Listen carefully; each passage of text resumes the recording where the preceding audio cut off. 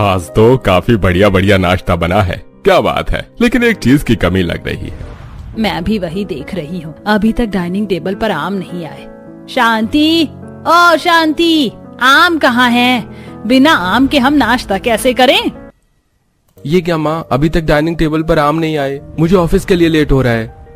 ये काम वाली भी ना एक नंबर की कामचोर है, सब कुछ रख दिया लेकिन सबसे इम्पोर्टेंट चीज अभी तक नहीं आई।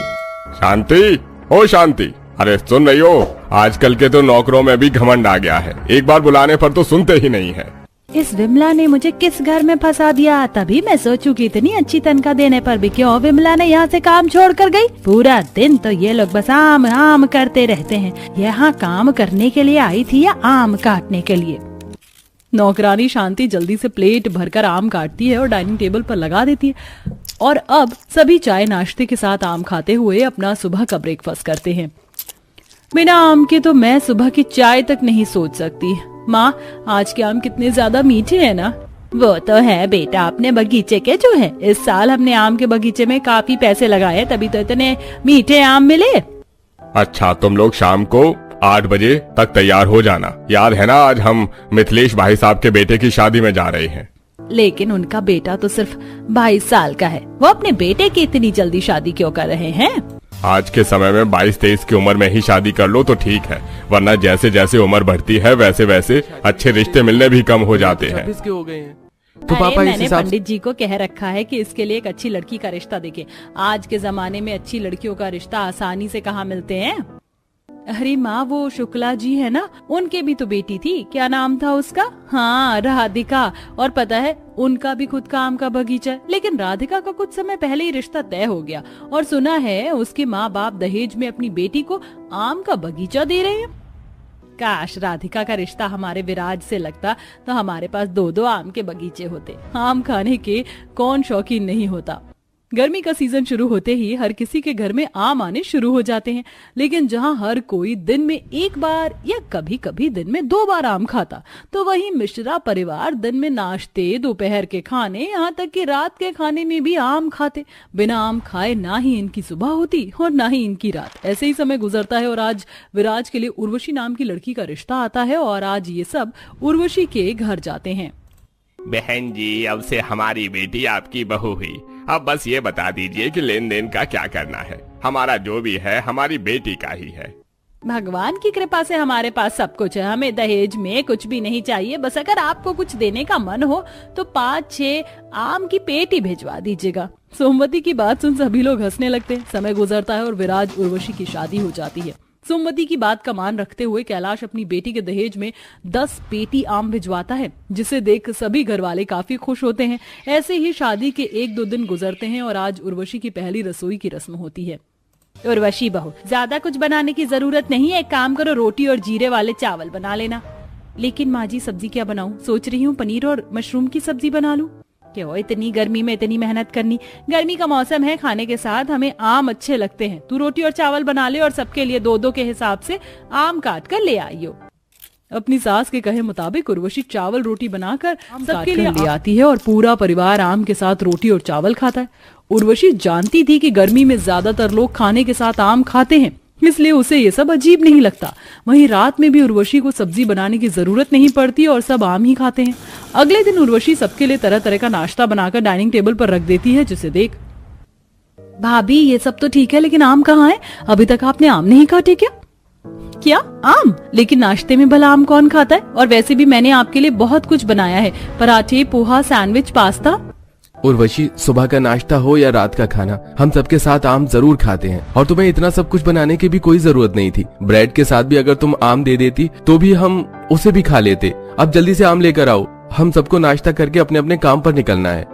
उर्वशी किचन में आती है और चेहरे पर हैरानी लिए आम काटने लगती है कि तभी वहाँ शांति आती है।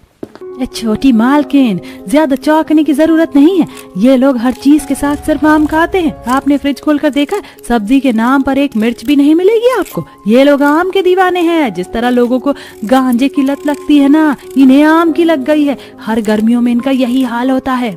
तभी मैं सोचूं इन्होंने दहेज में आम की पेटी क्यों मांगी थी। उर्वशी के ससुराल में सिर्फ सर्दियों में ही सब्जी बनती थी, तो वहीं गर्मी में सब हर चीज के साथ आम ही खाते थे, जो उर्वशी को बिल्कुल भी पसंद नहीं था। माँ जी, लोग खाने के साथ आम जरूर खाते हैं, लेकिन उनके खाने की प्लेट में चावल रोटी के साथ सब्जी भी होती है, सिर्फ आम ही नहीं। मैं हर रोज चावल रोटी के साथ आम नहीं खा सकती, मुझे सब्जी चाहिए। बाहू, क्यों इतना परेशान हो रही है? एक काम कर, तू अपने लिए मैंगो राइस बना ले, उसमें प्याज टमाटर का चोखा लगा लेना, खाने में काफी अच्छा लगता है। अपने ससुराल वालों के चलते उर्वशी सब्जी के लिए तरस गई थी। अचार के नाम पर भी उर्वशी के ससुराल में सिर्फ आम का अचार था, जिसके साथ बेचारी उर्वशी रोटी खाती है। इतना बड़ा घर, इतने पैसे होते हुए भी अचार के साथ रोटी खानी पड़ रही है। क्या जिंदगी हो गई है मेरी। रोज रोज सुबह शाम खाने के साथ आम खाने की वजह से उर्वशी आज सबके लिए घर में इटालियन खाना बनाती है। रोटी चावल के साथ तो ये लोग आम खाते हैं, लेकिन इस खाने के साथ तो कौन ही आम खाएगा? एक ही दिन सही, कम से कम बिना आम का खाना तो नसीब होगा। उर्वशी सारा खाना डाइनिंग टेबल पर जोड़कर हाथ मुंह धोने के लिए चली जाती है, और जैसे ही हाथ धोकर हॉल में आती है तो देखती है कि आम के दीवाने उसके ससुराल वाले इटालियन खाने के साथ भी आम खा रहे हैं। ये देख उर्वशी को काफी दुख होता है, और ऐसे ही कुछ दिन और गुजरते हैं। ये लो उर्वशी, तुम्हारी आइसक्रीम। ये क्या विराट, मैंने तुमसे चॉकलेट आइसक्रीम मंगवाई थी और तुम मैंगो आइसक्रीम ले आए। अरे उर्वशी, ट्राई तो करो, बहुत टेस्टी होती है मैंगो आइसक्रीम, हम सबकी यही फेवरेट है। भाभी, हम सब तो मैंगो आइसक्रीम खाते हैं, बहुत टेस्टी होती है। वैसे माँ, आपको पता है कि मार्केट में अब मैंगो बटर भी आने लगा है, मैं तो सोच रही हूँ वही लाने की। उर्वशी गुस्से में टेबल पर आइसक्रीम पटक कर चली जाती है, और ऐसे ही कुछ दिन गुजर जाते हैं। आज विराज ऑफिस से काफी गुस्से में घर लौटता है। उर्वशी, आज तुमने लंच में आम क्यों नहीं रखा? अपने ऑफिस टाइम में मुझे बाहर से आम खरीद कर लेकर आने पड़े, और उसके बाद मैंने लंच खाया। आम आम आम आम ना हो क्या हो, सौतन हो गई मेरी। और एक दिन बिना आम के खाना खा लेंगे तो मर नहीं जाओगे। उर्वशी ससुराल वालों के आम के बगीचे में अब आम लगभग खत्म होने को आए थे, इसीलिए बाहर मार्केट से ढेर सारे बोरे भर भर के आम मंगवाते हैं। कुत्ते की तुम सीधी हो सकती है, लेकिन मेरे ससुराल वालों की नहीं। कभी कभी तो मन करता है इन लोगों को आम की पेटी में ही बंद कर दूं और दूर किसी पहाड़ पर छोड़ाऊं। ऐसे ही कुछ दिन गुजरते हैं। उर्वशी अपने ससुराल वालों के साथ किसी रिश्तेदार के घर पर खाने के लिए गई होती है। ये क्या, खाने में सब इतना कुछ है पर आम है ही नहीं। पिताजी, ये हमारा घर नहीं है, यहाँ पर इस तरह कैसे मांग सकते हैं? अगर आम नहीं हुआ तो हम लोग खाना भी नहीं खाएंगे। घर में तो आम है नहीं, आप लोग रुकिए, हम लोग बाहर से आम लेकर आते हैं। रिश्तेदारों को परेशान होते हुए देख उर्वशी को बिल्कुल भी अच्छा नहीं लगता, और अपने ससुराल वालों के चलते उर्वशी को भी काफी शर्मिंदगी महसूस होती है। ऐसे ही कुछ दिन गुजर जाते हैं। उर्वशी के सास ससुर को डायबिटीज की दिक्कत थी। आज जब वो लोग डायबिटीज मशीन से घर में अपना शुगर लेवल चेक करते हैं तो दोनों का ही 200 से ऊपर निकलता है। माँ जी, पिताजी, आप दोनों का शुगर लेवल तो 200 के ऊपर है। पता है ना कि कितना डेंजरस है? और खाइए आप, ये सब आम की वजह से हुआ है।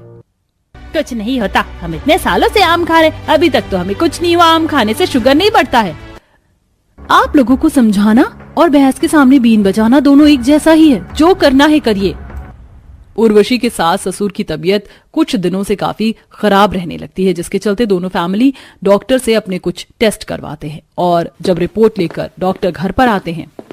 देखिए, आप दोनों की रिपोर्ट के मुताबिक आप दोनों का ब्लड प्रेशर 300 से ऊपर पहुंच गया है। अगर आप लोग इसी तरह आम खाते रहे तो आप जल्दी भगवान को प्यारे हो जाओगे।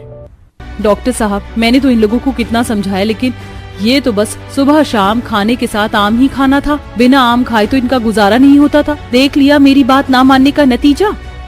हे भगवान, मुझे इतनी जल्दी आपके पास नहीं आना है। मैं आज के बाद कभी आम नहीं खाऊंगी। सोमवती और सोमनाथ दोनों काफी डर जाते हैं। तो वहीं अपने माँ बाप की हालत देख उनके तीनों बच्चे भी अब आम से संन्यास ले लेते हैं, और कुछ दिनों के बाद अब उर्वशी डॉक्टर रघु की क्लिनिक पर जाती है। थैंक यू डॉक्टर, अगर आप मुझे सजेशन नहीं देते तो मेरे ससुराल वाले कभी भी आम खाना नहीं छोड़ते। वैसे आपने फेक रिपोर्ट बनाकर काफी अच्छा डराया मेरे ससुराल वालों को। It's my pleasure. अपने पेशेंट की हेल्थ ही हम डॉक्टर्स के लिए सबसे ज्यादा इम्पोर्टेंट है। अरे बहू, तू तो जानती है पंकज अकेला है घर चलाने के लिए, और ऐसे अचानक से तेरे भाई की शादी की खबर आ गई। पूरा परिवार जा पाना मुश्किल है। पर माँ, मेरा भी बहुत मन है, चलते हैं ना। मैंने कभी ट्रेन का सफर नहीं किया है। अच्छा ठीक है, एक बार पंकज को आने तो बात करती हूँ, क्योंकि घर कैसे चल रहा है वो सिर्फ मेरा बेटा ही जानता है। मैं भी बस एक बार ट्रेन में बैठी थी, वो भी जब शादी करके तुम्हारे भैया के साथ आ रही थी। अपनी सास की बात सुनकर रजनी भी खुश हो जाती है। कुछ ही देर में पंकज घर आता है, जहाँ रजनी अपने पति के लिए खाना बना रही होती है और करिश्मा बिस्तर लगा रही होती है। आ गया बेटा तू, मुझे तुझसे कुछ बात करनी थी। अरे मुझसे ऐसी क्या बात करनी थी? जो मेरा इंतजार किया जा रहा है? यही भैया कि अगले महीने भाभी के भाई की शादी है और उन्होंने हम सबको बुलाया है। आप तो जानते हैं ना भाभी का घर कितना दूर है, वहाँ पर जाने के लिए तो ट्रेन से जाना होगा और मैं कभी भी ट्रेन में नहीं बैठी। क्या सभी को जाना है? पर मेरे पास तो सिर्फ 5,000 रुपए हैं। हम 5,000 में कैसे जा पाएंगे? यही तो मैं तेरी बहन को और बहू को समझा रही थी। बहू गर्भवती है, हाथ में कुछ पैसे तो होने चाहिए ना, इसलिए एक काम कर, तू अपनी बहन और बीवी के साथ चला जा, मैं घर पर ही रह लूंगी। नहीं माँ, आपकी भी तबीयत ठीक नहीं रहती, मैं आपको घर पर अकेला नहीं छोड़ सकता। आप सब फिक्र मत कीजिए, मैं किसी से थोड़े से पैसे उधार ले लेता हूँ, उसके बाद हम सब शादी में चलेंगे। यह खबर सुनते ही करिश्मा और रजनी की खुशी का ठिकाना नहीं रहता। अब पूरा परिवार एक साथ खाना खाता है और सो जाता है। इसी तरह एक हफ्ता बीत जाता है और पंकज शाम को ट्रेन की टिकट बनवाकर घर आता है। माँ, अगले हफ्ते की टिकट बन चुकी है, ये लो 2,000 रुपए, और जो सामान लेना है ले लो। मैं क्या ही सामान लूंगी, बहू को दे दे, और हाँ कुछ पैसे बहू को भी दे देना, वो गर्भवती है, कुछ खाने पीने का सामान ले लेगी अपने लिए। हाँ माँ, मैं जानता हूँ, आप सब पैकिंग शुरू कर दीजिए। पूरा परिवार ट्रेन से सफर करने के लिए काफी खुश था। अगले ही दिन आशा अपनी बहू और बेटी के साथ कुछ जरूरी सामान लेती है। देखते ही देखते एक हफ्ता बीत जाता है और उन लोगों का जाने का समय हो जाता है। रजनी, करिश्मा, माँ, आप लोगों ने पैकिंग कर ली ना? अब जल्दी करो वरना ट्रेन छूट जाएगी और सारे पैसे पानी में चले जाएंगे। लेट हो रहा है, जल्दी करो। हाँ भैया, सामान पैक कर लिया है। भाभी जल्दी से खाना रख लो और अपनी दवाई भी रख लेना। हाँ, मैंने सब ध्यान से रख लिया है। चलिए जल्दी चलते हैं। पंकज अपने पूरे परिवार के साथ सामान की पोटली लेकर घर से निकल जाता है और एक गाड़ी में बैठकर रेलवे स्टेशन पहुंचता है। रेलवे स्टेशन पहुंचते ही लोगों की भीड़ देखकर आशा, रजनी और करिश्मा घबरा जाती हैं। भैया, स्टेशन पर कितनी ज्यादा भीड़ है, हमारी ट्रेन कब आएगी? अरे फिक्र मत करो, भीड़ तो यहाँ हर वक्त रहती है। अभी ट्रेन आएगी और भीड़ भी खत्म हो जाएगी। हमारी ट्रेन भी बस आधे घंटे में आती होगी, जब तक हम लोग यहीं बैठ जाते हैं। पूरा परिवार अपनी ट्रेन का इंतजार करते हुए स्टेशन पर ही बैठ जाता है और तभी एक अनाउंसमेंट होती है और उन्हें पता चलता है कि उनकी ट्रेन 4 घंटे लेट है। ट्रेन न छूट जाए इसलिए हमने इतनी जल्दबाजी में आए और हमारी ट्रेन 4 घंटे लेट है। 4 घंटे में तो रात भी हो जाएगी। तो क्या हम दूसरी ट्रेन से नहीं जा सकते? अब हमें यही ट्रेन का इंतजार करना होगा। हाँ माँ, हमें इंतजार करना ही होगा। पूरा परिवार स्टेशन पर ट्रेन आने का इंतजार करता है और देखते ही देखते रात हो जाती है। अच्छा रजनी, तुम अपनी दवाई ले लो। भूल गई हो क्या कि तुम गर्भवती हो? तुम्हारी दवाई का समय हो गया है। दवाई तो ले लूं पर पानी ही नहीं है, आप कहीं से पानी ले आओ ना। पानी तो अब बाहर से ही लाना पड़ेगा, समय लग जाएगा। अच्छा ठीक है, मैं अभी पानी लेकर आता हूँ। वैसे भी ट्रेन को आने में अभी समय है, पर जब तक मैं यहाँ नहीं आ जाता आप लोग यहाँ से कहीं मत जाना, स्टेशन पर बहुत भीड़ है। अपने घर वालों को समझाकर पंकज पानी लेने के लिए बाहर चला जाता है और एक बार फिर से अनाउंसमेंट होती है। यात्रीगण कृपया ध्यान दें, प्लेटफॉर्म नंबर 2 पर आने वाली ट्रेन प्लेटफॉर्म नंबर 10 पर आने वाली है। अरे ये क्या बवाल है भाई, हम सारे पैसेंजर यहाँ अपनी ट्रेन का इंतजार कर रहे हैं और ट्रेन प्लेटफॉर्म नंबर 10 पर आएगी। अरे जल्दी जल्दी सामान उठाओ और आगे भागो, प्लेटफॉर्म नंबर 10 बहुत दूर है यहाँ से। अरे ट्रेन छूट जाए इससे पहले जल्दी से दौड़ के चलो, देखो सब कितनी तेजी से जा रहे हैं। वहां बैठे सभी लोग ट्रेन न छूट जाए इसलिए अपना सामान लेकर दौड़ने लगते हैं। प्लेटफॉर्म बदलने के लिए सीढ़ियों पर लोगों की भीड़ दौड़ने लगती है। सीढ़ियों से कई नीचे, कोई एक दूसरे को धक्का देता है तो किसी का हाथ छूट जाता है और कोई उस भाग दौड़ में नीचे गिर जाता है। ये सब देखकर तीनों सास बहू नंद डर जाती हैं और इसी धक्का मुक्की और भगदड़ में उन तीनों को भी धक्का लगता है और वो तीनों भीड़ में धक्का खाते हुए एक दूसरे से अलग होने लगती हैं। बहू मेरा हाथ पकड़।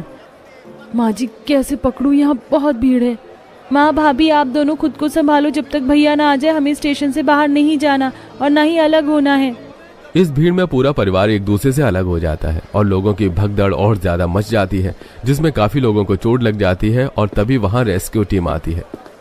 आप सब धक्का मुक्की ना करें, जो जहां खड़ा है वहीं खड़ा रहे। सर मुझसे मेरी सास और नंद अलग हो गई है, उन्हें ढूंढ दीजिए। आप हमें थोड़ा समय दीजिए, हम आपके परिवार को ढूंढ लेंगे। इससे पहले हमें इन सभी को अस्पताल ले जाना होगा जिन्हें चोट लगी है। रेस्क्यू टीम घायल लोगों को एक एक करके उठाकर अस्पताल के लिए ले जाते हैं।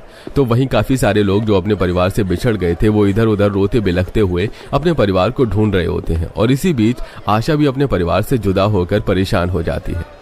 बहन तुमने मेरी बहू बेटी को देखा है? मेरी बहू गर्भवती है। मेरा बेटा बाहर पानी लेने के लिए गया था। माँ और भाभी कहाँ चली गई?